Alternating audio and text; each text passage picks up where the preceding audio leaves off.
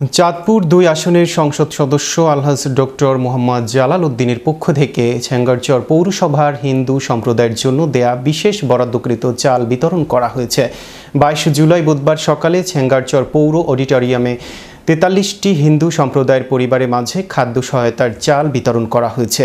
এ সময় উপস্থিত ছিলেন ছেঙ্গারচর পৌরসভার হিসাবরক্ষক সোহরাব হোসেন, জাহাঙ্গীর আলম, হিন্দু বৌদ্ধ খ্রিস্টান ঐক্য পরিষদের আহ্বায়ক বলরাম গোস্বামী, গজরা ইউনিয়ন যুব দলের সাধারণ সম্পাদক ইঞ্জিনিয়ার শফিকুল ইসলাম, তপন কুমার শীল, লিটন দাস সহ আরও অনেকে। এ সময় সুবিধাভোগীরা জানান, আমরা অত্যন্ত আনন্দিত। আমাদের এমপি ডক্টর জালাল উদ্দিন আমাদের কথা চিন্তা করে খাদ্য সহায়তা দিয়েছেন। আমরা বিএনপি সরকারের প্রতি কৃতজ্ঞতা জানাই। আমরা হিন্দু সম্প্রদায় থেকে অতি আনন্দিত। বিশেষ বরাদ্দ এমপি মহোদয়কে আমার সেলুন কমিটির পক্ষ থেকে ধন্যবাদ।